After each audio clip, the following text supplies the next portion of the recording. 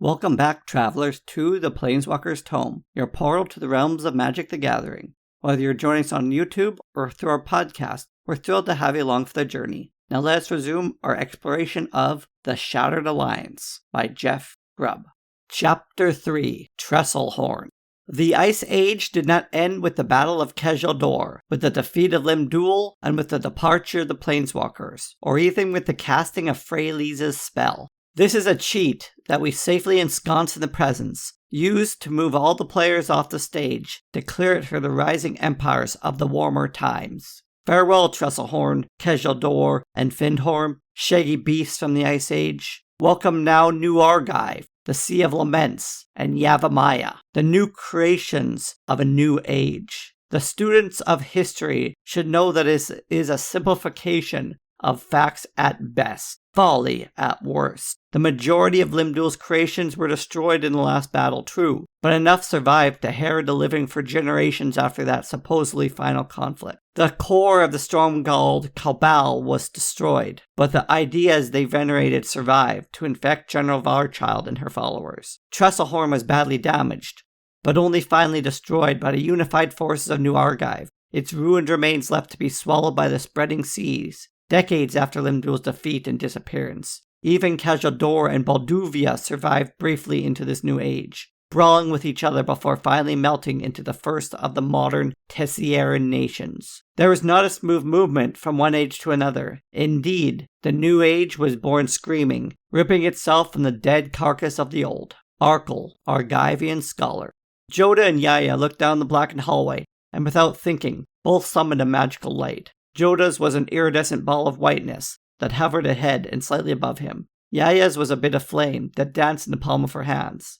Both lights showed what was waiting for them in the darkness. It was a huge human form, almost the size of an ogre, dressed in heavy armor. Its eyes were no more than red pips, buried deep within a mass of muscle and fat. It wore a skullcap topped with small horns, and a great tabard the size of a king's tablecloth covered its armor. One sleeve matched the rest of the armor, but the other was a faded red, a bleached memory of an earlier battle. Chaiska, keeper of Tresserhorn, Lim-Dûl's watchdog. Beside him, he felt Yaya shift uneasily. "We meet again," said Chaiska, swaying forward in a slight bow. "The last time, Archmage, I was trying to keep you in. Now, I think I'd rather keep you out."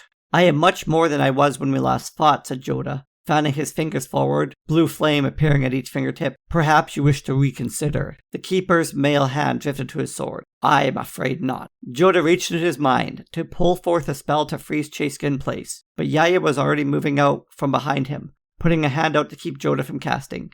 "Keeper," she shouted. Jodah heard her in a razor's voice, with command and urgency. The keeper grunted, his hand still resting on his sword. "Task Mage, it is time for reunions. I have fought you twice already. I beat you once." "And I beat you easily the second time," said Yaya, taking a step forward.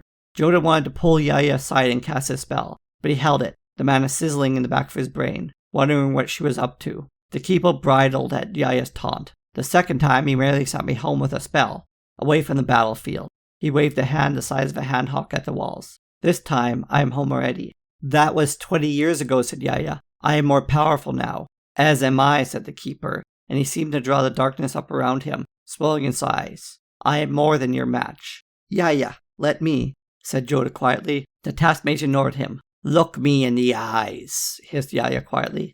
"Look me in the eyes and tell me who is whose match." The keeper almost laughed. "What, small woman not yet dead can threaten the great creation of Lim-Dûl himself?" "In the eyes," snapped Yaya, her tone suddenly cold and barren. "Look at me." Jodah could not see Yaya's expression, but he could see Chaiska, the keeper of Tresserhorn's face. The giant regarded the small mage standing before him with a sneer, his hand still on his weapon. Slowly, the sneer began to fade, like ice melting in the spring rains. It turned first to disbelief, then open-jawed fear. His hand dropped away from his sword. Then the great hulking form of the keeper, built by Lim-Dûl from a patchwork of other warriors, dropped slowly to one knee, then the other. He folded his hands over his stomach and bent forward. In a small force, the lumbering keeper said, "I am sorry. Please don't hurt me." "I will not," said Yaya, new steel in her voice. "But you will not hurt me or allow me to be hurt while I am here. And you will not hurt the Archmage here either," she added, almost as an afterthought. Jodah was stunned by the display. The keeper had melted before Yaya, had been reduced to a whimpering puppy at a glance. Only the burning in the back of his brain reminded the Archmage that he was about to cast a spell. Offhandedly, he took the mana surging within his mind and guided it to ease the flesh of his shoulder, still bruised from the earlier battle. He kept his attention on the tableau before him. The keeper pulled himself slowly to his feet. The flesh of his porcine face seemed paler and his eyes duller. "What is it you wish?" he asked. "Who do you serve?" "I serve the Lord of Tresserhorn, as I always have," said the keeper. "Take us to him," said Yaya. And with that, the great hulking form turned and slumped his shoulders. A creature with no will of his own. Yaya followed, and Joda stumbled to catch up. Joda whispered. "What did you do to him?" Yaya turned to Joda and smiled. That warm smile that she always used when she was about to stretch the truth. "I put the fear of gods into him, or at least a fear of me. It's a little something I picked up a few years back." "You're not going to tell me, are you?" said Joda. "A girl's got to have some secret," she beamed, clearly enjoying herself. "But I'll tell you, I'm glad you're right behind me." "Oh?" said Joda. "I wasn't completely sure it was going to work," she smiled, "but I had to try." They paced through the hallways. The cold had always been here, but now it was joined by a clammy dampness. The walls seemed to sweat, and when Joda put his hands out, they were ice cold to the touch. The magics that Lim-Dûl had used to seal his domain from the outside world were fading. "Something feels wrong," he said to Yaya. "We're in a lair of an old enemy," said Yaya sharply. "Something's supposed to feel right?" "It's not that," said Joda. "I've been here before, once when I was a young mage, and more recently. Both times there's an aura about this place. You could feel it in the stones. It seemed to pervade the entire area." "Evil?" drawled the task mage. "Power," said the Archmage. "This place used to ooze it. Now it's like someone has shut off the switch." They climbed several sets of stairs, making for what Joda knew would be Lim-Dûl's grand reception hall. They paused at the great doors. The keeper turned towards both of them. His face was still pale, but a bit of maliciousness seemed to have called back to his eyes. "I will present you to the Lord of Tresserhorn," he said. He opened the doors and strode into the reception hall. Yaya and Joda followed his sweeping bulk into the room. Lim-Dûl's reception hall was as Joda remembered it, huge and cavernous. Now it was something else as well. Chill. The great windows along one side were sealed, but the cold outside, kept at bay by Lim-Dûl's spells, now wormed past such a merely physical barrier. Once the chamber felt brooding and powerful, now it just felt drafty. At the far end of the room was the great throne, carved from the ivory of some long-dead titan. It looked too diminished and tarnished by the passage of 20 years. The throne, however, was not empty. Sprawled out on its bleached tusks was the tall, powerful-looking form of the Lord of Tresserhorn. The Lord was almost as tall as the Keeper, but thinner, more akin to a panther when compared to the Keeper's rhinoceros bulkiness. His flesh was pebbled gray, and he wore a maroon robe and a slate-gray mantle. His head was topped with a helm, from which jutted rust-tinged blades in a sharp crown, and his eyes were feral. Joda had never seen this lord before. The Archmage started to say, "This isn't." At the sound of Joda's voice, the being on the throne screamed and leapt forward, grabbing a large axe as he charged at the Archmage. At the same time, the Keeper grabbed Yaya from behind, by the elbows, keeping her arms plastered against her sides. "Hey," bellowed the task mage. "I am not harming you," rumbled the Keeper of Tresserhorn. "I am keeping you from harm, as you commanded." Joda did not have time to deal with Chaska, but instead pulled a quick spell from his mind. A thicket of leafy vines erupted from the stone floor, twining around the charging figure's limbs. The grey-faced Lord of Tresserhorn snarled and snatched at the vines, which peeled back, screeching beneath the blows of his heavy-bladed axe. The charging figure was barely slowed. Joda motioned a second time, and a wall of mists sprang up to replace the vines. The mists turned black as he called them into being, and flashes of lightning flickered into growing darkness. The Lord of Tresserhorn bellowed as he spun his axe around, dissipating the thundering mist to the four corners of the room. Again, Chaska's lord was barely slowed by Joda's spell. Joda frowned and pulled a third spell from his mind. Now the floor itself erupted in a series of great stone plinths, trying to entomb the lord like fingers in a hand. The Lord of Tresserhorn managed a mighty laugh, and spun again, slicing each of the plinths in turn with a single chop, letting them fall away like toppled trees. The Lord was almost on top of Joda now, and he raised his axe high. "Phyrexia, take it all," muttered Joda. "There's no easy way to do things anymore." He raised his hand as if to ward off the Lord's blow, but instead of falling back, lunged forward, pressing his hand against the huge creature's chest. As he touched the maroon robes and the hard, unliving flesh beneath it, he unleashed the mana pulled and formed from his mind. The Lord of Tresserhorn had a chance to scream, just once, before the white beam of energy from Joda's palm pierced through his undead frame entirely, and erupted from his back, sparring off fireworks that danced among the slate stones. The Lord's great axe fell from his lifeless fingers and cut a deep gouge in the stonework, before clattering to a halt. Joda spun at once, to see that the keeper had already let go of Yaya. The Tatch Mage's entire form was glowing a deep fire umber shade, and the keeper was patting its scorched hands against his body to numb the pain. Yaya just nodded at Joda primly. Joda stepped over the fallen Lord of Tresserhorn, who had toppled backwards, and now stared with blind eyes. The pebbled skin was no more than a mask, with bits of flesh pasted upon it in a parody of humanity. In the right light, it looked a bit like Lim-Dûl, if the right light was a candle at 50 paces. The Lord's chest was open, and within the opening, Joda could see no organs or blood, only the dust of time, and lashed together bundles of bone. The Lord was no more a living thing than the dead warriors outside. To the keeper, Joda asked, "This is your handiwork?" Chayska nodded, and when he spoke, his voice was strained and fearful. "It is the Lord of Tresserhorn. It is my liege and leader." Joda shook his head. "It is not Lim-Dûl. It is some puppet you lashed together and set upon your throne." "Why? The true Lord will return one day," said the keeper. "It is my task to keep his house until he does." The huge hulking form waddled forward, and knelt down, to prostrate his master. "Lim-Dûl has not come back then?" asked Joda, as the keeper gathered the unmoving lord in his arms. "I have heard," said the keeper, who paused a moment, gathering his thoughts. Joda was prepared for a lie. "I have heard that the Planeswalker Leshrac, who was Lim-Dûl's master, took Lim-Dûl to great conquests elsewhere, and that Lim-Dûl would return when the time was right." The keeper gathered the lord's body tenderly and pressed it against himself. "Why create a fake lord?" asked Joda. "To maintain his place," said Yaya, coming up now. "Chayska is the keeper of Tresserhorn. His task is to serve the Lord. If there is no Lord, then someone else could put himself on the throne, and you would be bound to serve him. Isn't that right?" The keeper did not look up, but instead said, "Most of the lesser undead melted away in the final battle, and the minions of Leshrac were pulled with my master on to new fights. Some were left behind. The High Guard that were left here, and the traitorous Knights of Stormgald. We met them outside," said Yaya. "That's who is besieging you. The Knights feel that since Lim-Dûl stole their morality, they are Lim-Dûl's heirs."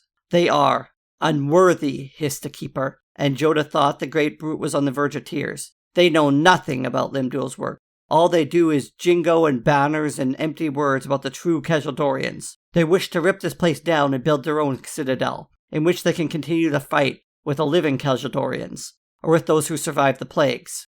Joda rose. "So you built your own master to deny them the castle, to give an official leader to yourself and the High Guard, and whatever horrors still live here." "Go," said the keeper, red tears appearing at the corners of his eyes.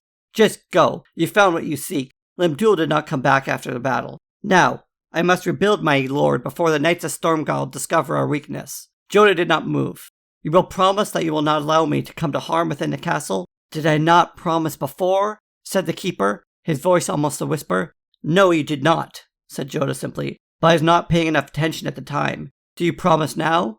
The keeper looked up, first at Joda, then at Yaya. The task mage nodded, almost imperceptibly. The red tears were now seeping down the curve of Chayska's face, giving him the appearance of a carnival fool. Finally, Chayska, the keeper of Tresserhorn, said, "I so promise, on the body of the master." He laid his huge hand on the creature's shattered chest. Joda nodded and said, "I want to check the library, Lim-Dûl's library. Then we will leave." He wasn't sure if he was saying it for Yaya's benefit or for the keeper's. The huge form kneeling on the floor, the sprawled body of his master in his lap, said nothing. Yaya merely headed for the door. Joda followed. When they got out of the hall, the task mage spoke. "He's broken. The keeper, I mean. He belongs to another age," said Joda sternly. "He was linked strongly to his master. He would rather try to recreate that age than adapt to a new one." "Sounds like anyone else we know," said Yaya. But Joda did not respond to the jibe. Instead, he said, "Lim-Dûl had me investigate a number of ancient tomes and manuscripts. I am now hoping that something in the library may give us a better idea of the limits of his power, and how to fight it." They descended now, deeper into the keep, into the areas that held the scriptorium and the library. back when Joda was Lim-Dûl's unwilling guest. Deluded prisoner, to be more exact, the Archmage reflected. Joda's white bauble floated along ahead of him, while Yaya's upraised palm flamed without burning her skin. The walls grew damper as they moved forward, and the water began to pool in the depression at the center of the corridor. The very air seemed to be growing moist. Yaya looked at Joda, but the Archmage had started running forward, splashing the puddles as he ran. Muttering a small curse, Yaya followed. They reached the great library to find it in ruins. The stone floor had given way, and the center of the room was a great black pool, in which floated the decayed remains of the reading tables. The shelves on the walls had rotted, as well in the damp air, and had dumped their contents to the floor in huge, moldering piles. Joda cursed and edged along the side of the pool, towards a nearest stack of damp covers. He picked up a tome, and its contents oozed from its covers in a thick slurry. He dropped it and picked up a scroll, to have it drip from its wooden end rods like butter. He opened up a third bound manuscript, and found it had congealed into a single block of soft wood. He clawed at the pages, and they came away in his hand. Joda cursed again, loudly now, and flung the destroyed book over the ebon lake. It struck and sank, leaving a single large ripple that radiated outwards to the shores. Now Joda was pawing through the debris, pulling books and pages of rotten paper from the piles, regarding them for a moment, then dropping them and looking for more. Yaya stood and watched, frowning slightly. As he searched, Joda grew more frantic, tossing the debris up in the air in hopes of finding some salvageable pieces. He started kicking the books away and waded through the water to the next pile, repeating the process. Finally he stood there, in a crater of mashed pulp he dug himself into, bits of ruined knowledge clinging to his already muddy robes, breathing hard. Yaya licked her lips and said, "Find anything useful?" Joda shot her an evil look, and despite herself, she took a step backwards. "It's all a waste," said Joda, looking around at the piles of moldering pages and ruined scrolls. "All the work, all the scribes and scholars and organizations. It's been 20 years and that fool keeper didn't think to even check his master's library. What would Lim-Dûl say if he came back and found this?" "I'm sure he would take it better than you are," said Yaya, and she earned another stern look. Almost to herself, she added, "Once great literature, now great litter." Joda stomped around for another 10 minutes, moving around the perimeter of the damaged room, trying to find something that was salvageable. He shook his head as he dug through the wet, pulpy masses. The best he could find was a tome written on parchment, whose pages had swollen such that they burst the clasps holding it together, making it look like a rectangular bellows. It was completely gone, thought Joda, as anger slowly dreamed out of him. Lim-Dûl's library was no more than a memory. He stopped flinging the books away, and was slowly reduced to poking at them. "I should have come back at once," he said, smearing the pulpy remains of the paper off his lines. "After the battle, I should have came back, and made sure all of Lim-Dûl's surgeons were dead. You were busy at the time, if I remember," said Yaya calmly. "I should have rescued the knowledge at least." Joda shook his head, and towed a bloated volume floating in the black water. "I just always assumed it would be here if I needed it. I always assumed it would be," he paused, grappling for the right word, "safe." Yaya stood by the entrance and said, "I have a couple thoughts here." Joda ignored her, now just picking at the debris. She waited a moment and added in a higher tone, "I think you're right." Joda looked up, but without the fire and anger in his eyes, only sadness at the lost opportunity. Yaya seemed to relax as Joda said, "Right about what?" "The feel of the place, for one. It doesn't feel like it did before. When you were here, mind you. That was 20 years ago. But still, it is nothing of the foreboding presence that it had then. It must have been even more noticeable for you, if you were here centuries before. Whatever evil or power dwelt in this place is long gone. If that's what Lim-Dûl brought to it, he's not here." Joda stopped for a moment and looked up. A flicker of a smile danced over his face. "Almost right," said Joda. "The dark tone of this place was always here, even when I was a student. They changed the walls, the hallway, the rooms, built and rebuilt, but the old, brooding nature of this place remained. On this site where the priests of Gix first had their dreams that led them to Koilos and to madness, and that taint has always remained. And I had been to its heart long ago." Yaya started to say something, but Joda had closed his eyes and tilted his head back. The Archmage was pulling something from the depths of his memory, from that bleached and clean part of his mind that held only information, with none of the emotions attached to it. Her lips became a thin line as Joda started to mouth a series of archaic words. Before him, over the water, the air coalesced and began to glow. At first, it seemed to be another one of his light balls, twin to the one that already danced over his shoulder as he sloshed between the piles. Then, this particular ball of mana caught flame, as if doused in flammable liquid, and set alight. Glistening bands of multicolored flames danced over the surface of the glowing globe. It hovered, casting multicolored shadows against the toppled bookcase shelves along the walls. Then it darted towards Yaya.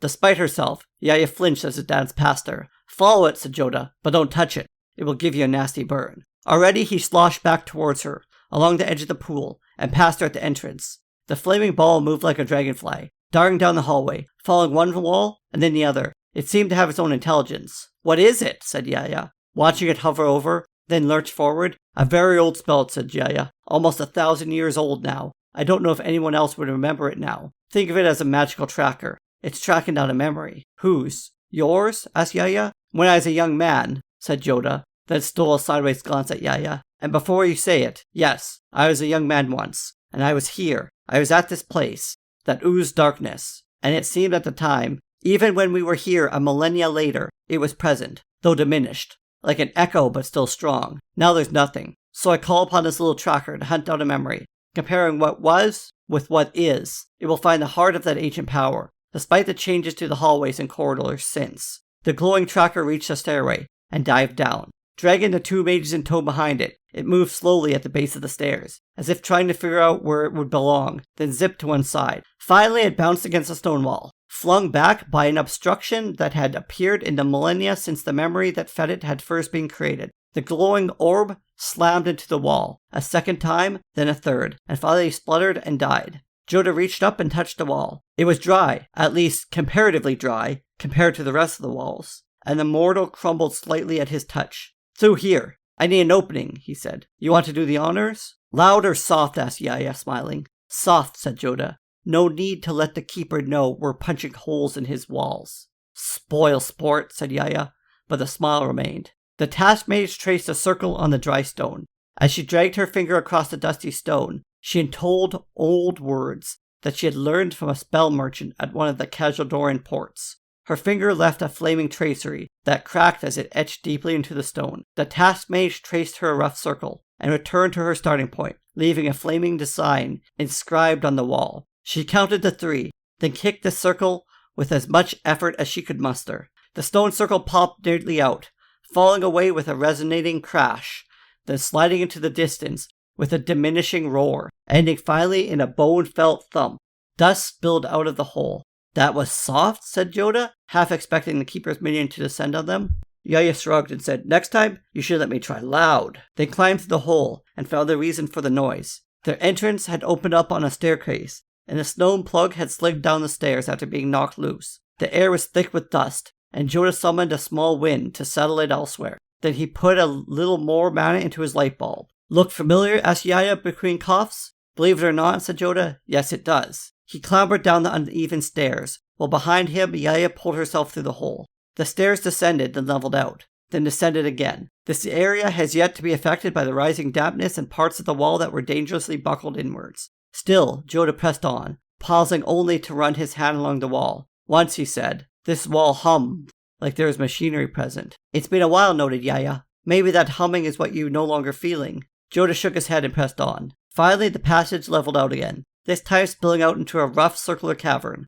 Along one side was the collapsed, blackened remains of what had been another staircase up, a victim of dry rot and fire. Joda stepped into the middle of the room and spread his arms. "This is it," he said. Yaya leaned against the entrance and said, "This is what?" "This is the source of that feeling of power, of evil, of darkness," said Joda. He stamped his foot hard. "This was once a bottomless pit, and they hung Lord Ith in a cave over it." Yaya blinked at the solid floor and said, "This doesn't look like bottomless to me." Joda dropped to one knee and ran his hand over the surface, nodding. "Interesting. Maybe the pit is beneath it, but the surface looks the same as I remember it." "That's a rarity in itself," noted Yaya, but the furrows in Joda's forehead deepened. "Odd," he said at last. "The floor doesn't look recent, or even carved by human hands. Indeed, there's something wrong here. It looks like it's always been here, except the pit is missing." "Oh, come on," said Yaya, somewhat impatient. "You don't just steal a bottomless pit. Even if it was sealed, you could still feel it," said Joda. "Here was the center of the darkness." He pointed up to the rough ceiling. "Here was where the dreams first haunted the Gixians. Here was where Marisil the usurper put Ith, the founder of the Mages' Conclave, hanging him from the ceiling in a magical cave. And he broke the lock to Barl's cage, and freed Ith to battle the wizard Marisil, who had taken his place and position," said Yaya sharply. "Marisil, who became Lim-Dûl." Joda looked over to Yaya, his face bathed in the light of his magical glow. "You've heard this story before." Yaya looked flustered. She stared at the floor and said, "I must have. Look, I guessed. I'm just real uncomfortable when you get like this." Like what? Said Joda. Like old, said Yaya, embarrassed. Her skin matched the red highlights of her hair. Like ancient. Like you were here when the brothers first cut their baby teeth. Joda winced at the comparison. Yaya added quickly. I mean, it's not your fault.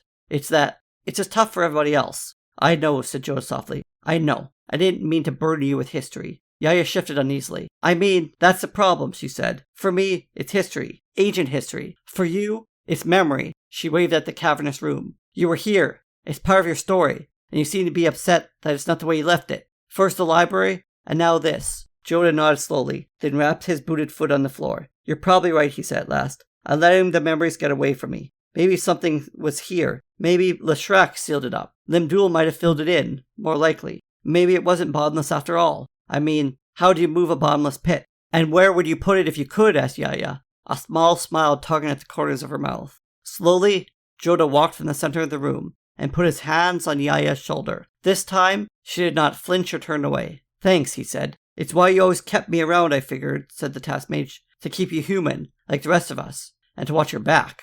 There was a quiet moment, the span of a heartbeat, and the length of an eon, and Yaya added, I really think we should be going, though. The Keeper may have repaired his undead master by now, and determined some other sort of weasel way around his promise not to let us be harmed. Joda looked at Yaya. You sure you don't want to tell me how you brought him to heal? Yaya smiled. Not yet. I've still got a few secrets up my sleeve that I'd like to surprise you with. Joda returned a smile, and together the two headed back up the passage. As he walked, the Archmage dragged his fingers along the dry, buckling walls, and thought of the young Joda, who had once moved through these halls. Everything changes, he thought, a little sadly, even the places of power. Aloud, he said, What was the other thing you were thinking of? Other? Asked Yaya. Back in the library. You said there's a couple things you were thinking of. One of them was the feeling of power missing from the place. What was this other? I'll tell you when we've gotten our 8th year back, and we're clear of the keep, said Yaya, pointing to another set of stairs. This time, we used the tower. They spiraled upwards towards some wreckage of the towers. The topmost level had been sheared off,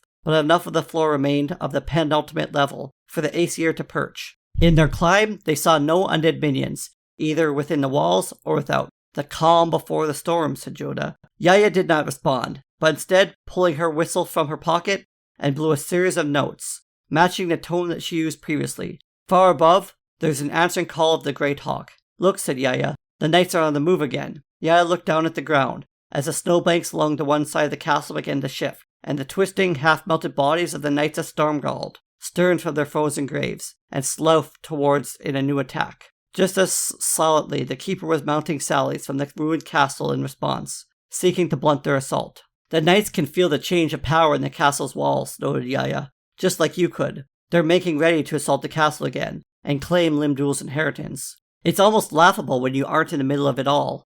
Jodas nodded and said, It looks like both Stormgald's followers and the Keeper will be busy enough with each other, so we don't have to bother with them immediately.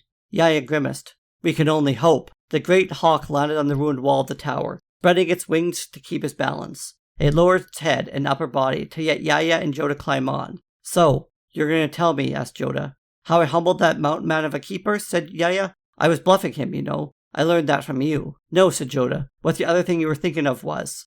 A cloud passed over Yaya's face. When she spoke, she chose her words carefully. I was thinking about what you said about Lim-Dûl and Maricel possessing people. It makes sense that he must have, soon after the battle, and that he's been gathering strength since. Joda thought for a moment, then nodded in agreement. That means his host would have been the last battle, the Battle of Kejildor. A large list of suspects. 2 full armies, said Yaya. Eliminate one of them. I don't think Lim-Dûl grabbed onto one of his own troops. If Lim-Dûl was able to possess one of his surviving undead, say the Knights of Stormgard, or even some minion left behind from Leshrac, he'd been able to return here by now, and quickly convince or even overpower the Keeper, and retake the keep. We know that's not the case now. Those aren't the armies I was thinking of, said Yaya. I was thinking of the Balduvians and the Kejildorians, Cold Ice people, and King Darians. Joda grimaced.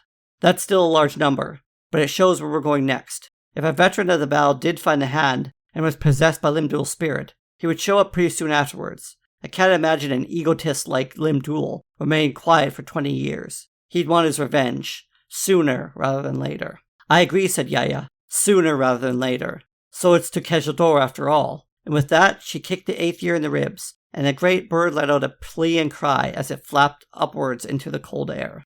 Far beneath them, the children of Lim-Dûl met in a silent war and squabbled in the snow for their inheritance.